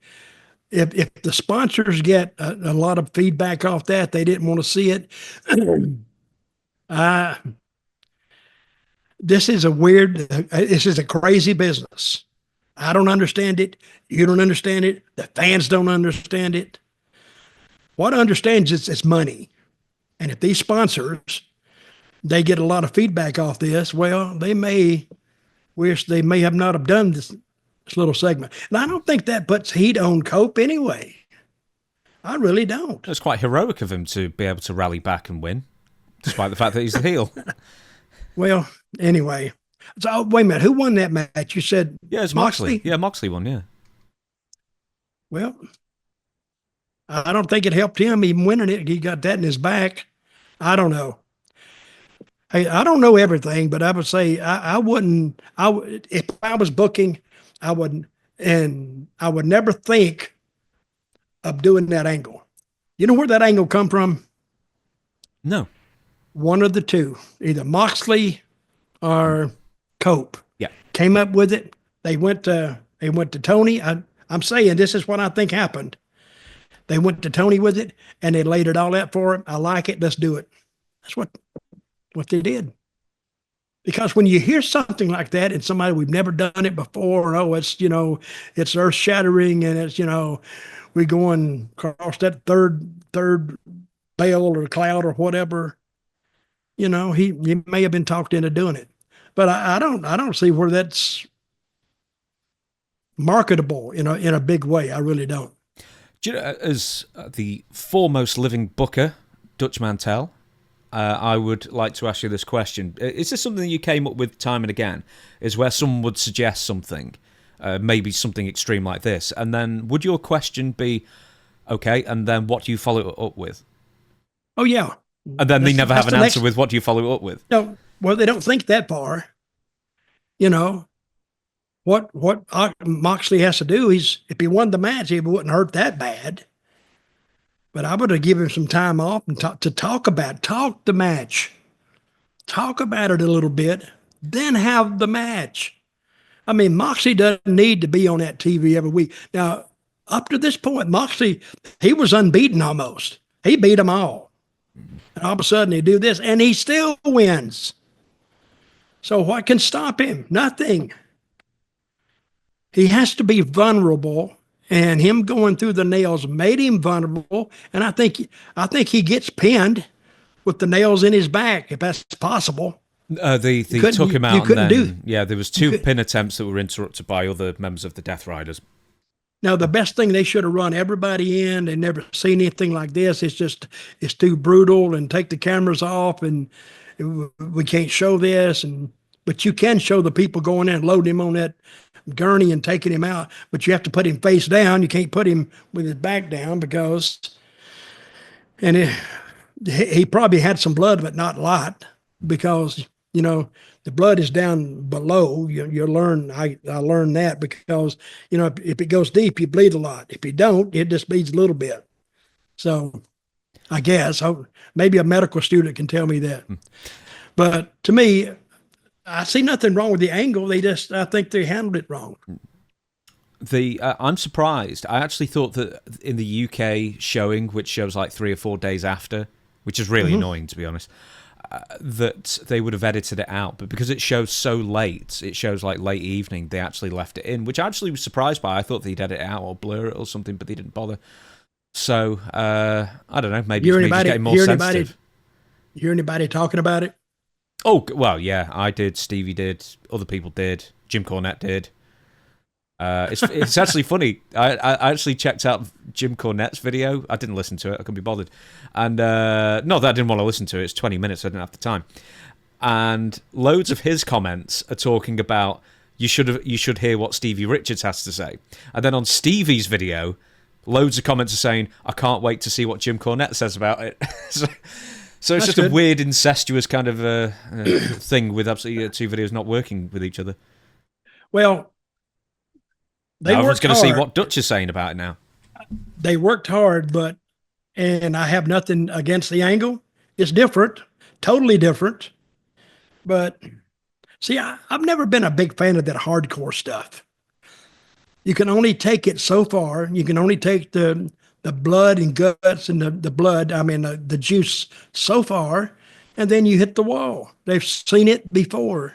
And if this, if a guy's bleeding like a damn broken sieve, what else are you going to follow that with? If that don't stop him, what are they going to do next time? Shoot him? Bam! And then he'd come back and he would got a 38 bullet in his gut and he pins the guy. Yeah, probably. It depends if he falls forward or not. So if he falls forward, onto but if his I was the heel, I would be smart. I'd shoot him, and then he would get the gun and he'd try to shoot me. And guess what? No bullets in it. I only had one. This was Russian roulette then. Thinking ahead, always thinking ahead.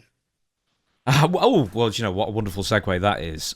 Talking about thinking ahead, here's somebody who apparently in his life hasn't done much of that, and it's Alberto Del Rio. He is now being suspended by, I think, like Tijuana from wrestling for 6 months due to an incident. So obviously when Alberto Del Rio isn't busy tying down and attacking women, he is busy fighting fans during wrestling matches. My goodness me. I saw this. Oh, you saw it, did you? Oh, well, we're going to watch it again. I did see that. Right, although in this instance he might have been partially justified because according to Alberto, a drunken fan was throwing ice cubes at him and then coins during a heel promo after defeating El Hijo del Dr. Wagner. So bear with me 1 minute. We'll get the video up and have a good watch. Right, okay. So this has no sound for whatever reason, this video, but this is a fan cam in Tijuana. So straight away... There's Del Rio. He's getting out of the ring for something. And he's going into the crowd. Nope, the guy moved. I got to go down here. Yeah, did you see the fan obviously got out of his chair and then ran off to his left? Oh, he's over here. Now he's asking me to come over. Up, I'm getting in there. There's a chair. Let's just rewind that. So was that the fan trying to hit him? No. So this is Del Rio. He grabs a chair and throws it at this fan, I guess. And then straight away, another fan throws a chair at him. Brother, you don't do that. Did you right, look at this. It absolutely, it stuns him because he, stands still for a second. One sec. Boink. Well, hey, I'll say one thing for Del Rio. He's got some guts. I think he's got more guts than he's got brains. I was going to say, you couldn't melt and pour me out in that crowd. You've done this occasionally, haven't you, where you've gone into the crowd and then you sort of just realise, oh no, what have I done? Well, I didn't go in the crowd willingly. I went after a guy, maybe. But when they got around me, I tried to extricate myself quickly. Because you know what I always envisioned? Like a knife coming out of that crowd and straight in. Yep. I think I needed to avoid that. Hey, they got a yellow ring covering canvas. Mm-hmm. That's the first one I've seen. Whoop, here it is. And boom. Hang on one sec. We've got to watch it one more time. I just like it. Doink. Hey, Al, time to leave. It's just time to get out of there. You've said this before. The dude has a proper temper on him. Oh, he does. He gets hot like this. And he's a tough son of a gun too. He's a tough bastard. He can do some damage. And he's not afraid either. So if you're going to do stuff like that, you can't be afraid of the crowd. And apparently he wasn't, because he went out there in the middle of them. And I would never do that. Now, and there's a reason, because first of all, I'm chicken shit to start off with. And second of all, I can't see. I'm nearsighted. I'm damn near almost legally blind, really, but I can wear glasses. So, but I just didn't. I never had the guts to go out there and take them on. Certain Mexican. I did the Abdullah retreat. You know, Abdullah would go back from the ring. No. They throwing stuff. Yeah.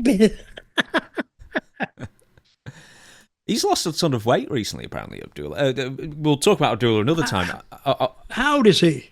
Oh, he's well into his 80s. Well into his 80s. Probably mid-80s. Really? Yeah, I think so. I want to ask this, right? What would have happened, seriously? Was that as vicious a crowd as like a Puerto Rico crowd? Shit, no. That Puerto Rican crowd would eat that crowd up. They were friggin' brutal. I mean, they were throwing rocks and bottles.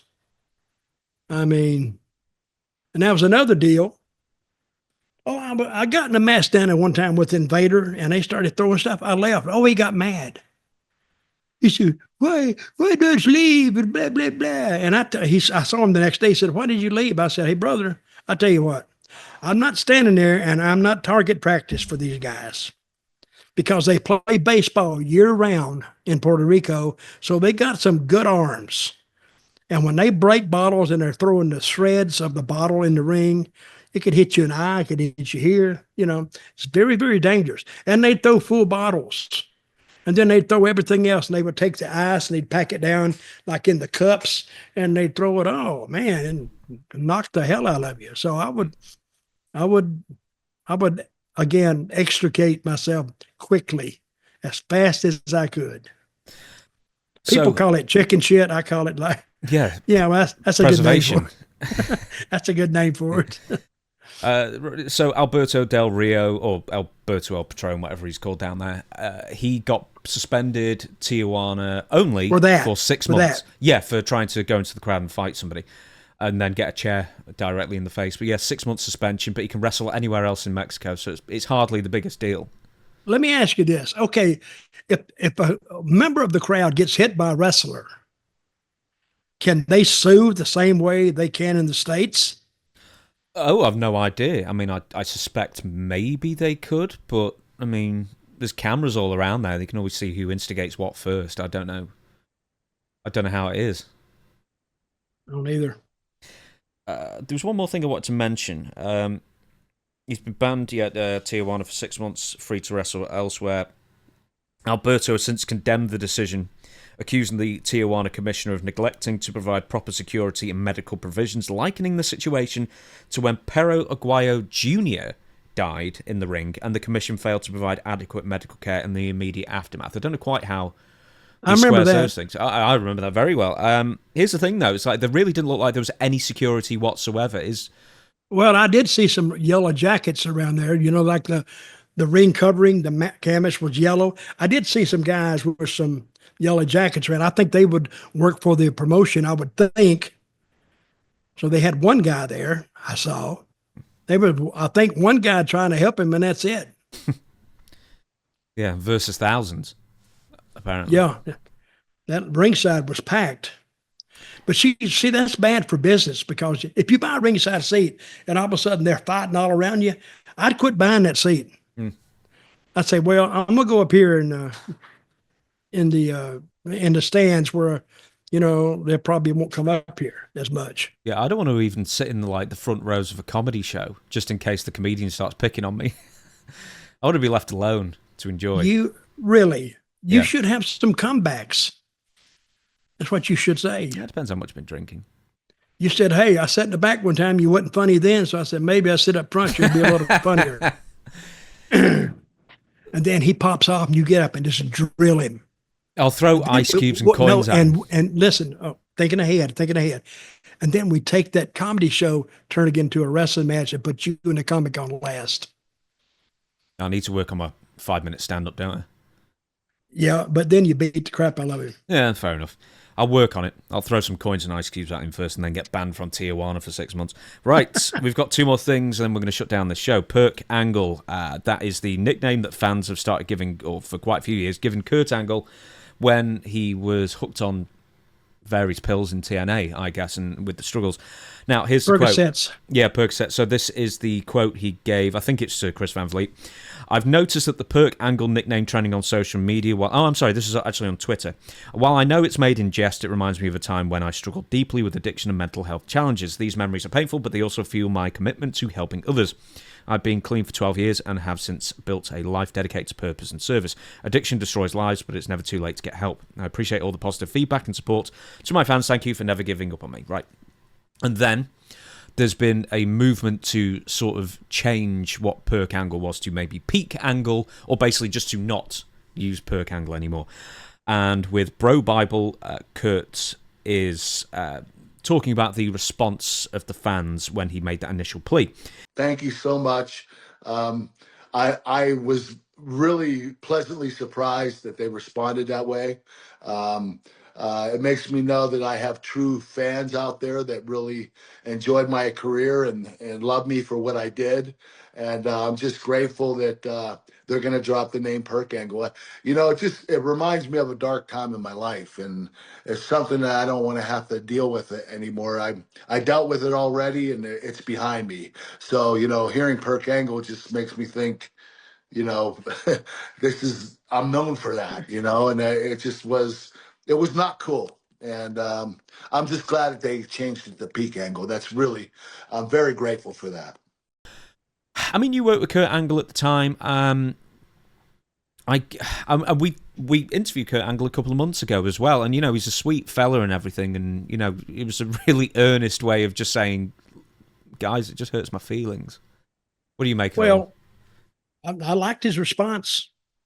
I really did like his response. I worked with him when he was during that period when he was really addicted to pain medication. I'd get on the plane with him, and the first thing he would do, he'd be out. So, and you could wake him up and get off the plane, and then if we had to get on another plane, it was the same thing. He'd be passed out. So, once you're addicted to those drugs, it is very, very difficult to get off of them because you have pain. I mean, you start hurting, your whole body starts hurting, and my hat's off to Kurt for getting off of it. His life is in a much better place now, and I think he's living life to his fullest, and I'm proud for him. I really am. Was it ever, I probably asked this before, but was it ever a problem for you dealing with Kurt backstage? Because as Kurt said on our interview with him, he said, look, I was never messed up before the matches, but then afterwards I just zone out. But I mean, was he ever hard to deal with sort of prior to the matches, or was he just fine, normal Kurt? What I like about Kurt would say you give him a match, well, he starts thinking about that match. And he will work that match, and he'll get out of it what you told him to get, what you expected him to get. Never was a problem. Now, he might have some different ideas, which is different. He said, to see if you give somebody, you know, a match, and if they come up and say, listen, what about this? Just think about it a minute, you know, and they're throwing you the option of saying, hey, this could be a better idea. And we welcome that. If it's a better idea, give it to me. Hell, we'll do it. And he would come up with an idea, and sometimes it was better, and sometimes or we would take that idea and kind of treat it a little bit, but it would be somewhat of what he suggested. So, and that's how it's done. But never was he a problem backstage. Now the last thing we've got to talk because about. It was a good thing too, because I would have had to stretch him. Oh God, yeah. Take that. You're gonna do it like I tell you to do it. And that's before he ankle locks me and breaks my ankle. He may put it on one ankle and then break the other one just looking at other ankle, looking at the other one that got hurt. Now we're going to end on this one. Now, I know you're going to be shocked when I use the words Ric Flair and wastes of money in the same sentence, but it's not what you think, Dutch. It's because there is now a bipartisan bill that has been filed in the North Carolina Senate on Monday that would earmark $500,000 to study the creation of a Wrestling Hall of Fame museum in the state called the Ric Flair Act. So some clown out there, or I can give you the names later, has actually said we need $500,000 to research if we should build a Hall of Fame for wrestling in the state of North Carolina. What a waste of money. First of all, it's the wrong time, especially with Trump being president. He's putting Elon Musk and those other guys going and looking for fraud in the states. Wrong time to suggest this. I would go as far as to say I don't think they're getting that through their legislature in North Carolina. I just don't. Wrong time. Let me give you the full quote. Senate Bill 404, the Ric Flair Act, is titled An Act to Remember Iconic Combatants Through Fostering Learning, Awareness, and Interest in Wrestling, with an R. It directs $500,000 to the North Carolina Department of Natural and Cultural Resources to study the matter. This isn't building, this isn't breaking ground. No, this is just to study it. Well, hell, if they're going to study it, give us a couple of $100,000 and we'll just sit and talk to you about Look it. at YouTube, it's free. Study wrestling all day on that. Why don't you just build like a little telephone booth and you can go in there and they got the YouTube just wrestling videos. You can stay in there all day. The agency would be expected to deliver a report to state lawmakers by the summer of 2026. So they're anticipating that this is going to take nearly 18 months to just go around and ask people, do you like wrestling? Would you see that? And a $500,000. Yeah. I wouldn't green light that at all. I would. Yeah, I'd brown like that. Shit can it. Straight down the toilet. That idea. That's what YouTube is for. The sponsors of the bill are Senators I'm not even going to attempt these names, but anyway, one of them said the bill celebrates professional wrestling's cultural and historic ties to North Carolina. I just think with $500,000, crikey, you could buy a rundown building and just put it in there and just start charging admission to it. Yeah, something. Anyway, there you go. I just thought you'd like that little story. I hadn't heard of that, but might have more luck with it if you don't call it the Ric Flair Museum. What if you call it the Dutch Mantell Museum? Well, first of all, if it's going to be the museum for Flair, is Flair going to be in it sitting back in a glass like this? Just all stuffed up? Because I think he'll be pickled from all the alcohol. So, I mean, he'd just preserve himself. That is very, very rude. Are you saying he likes to drink? There's theories out there that he does, yeah. But I would go to it. Would you? Oh, my daughter just brought me some stuff to eat. Oh, very good. Well, while you're eating the stuff that your daughter brought you, I'm going to shut down this podcast. So thank you, everybody, so much. I nearly tripped over my first sentence there, for watching. So this is going to be... No, we're not doing the We the People yet, because I've got to explain what days these are coming out now. So Wednesday is now the day. Dutch prefers recording on a Tuesday, and therefore we are going to be recording on a Tuesday and releasing on a Wednesday, and therefore we want to have 4 days between Storytime and Ask Dutch Anything. So therefore Ask Dutch Anything will be out on Sunday this week, and probably for subsequent weeks as well, until Dutch says he doesn't like Tuesdays either. Then we'll have to figure out another day. But until then, there's the books and the Facebook and everything like that. Most importantly, the email is questionsfordutch@gmail.com if you want to submit your question for future consideration for a future episode of Ask Dutch Anything. Until then, we will see you on Sunday for Ask Dutch Anything. Dutch, we the people. We the people. See you then.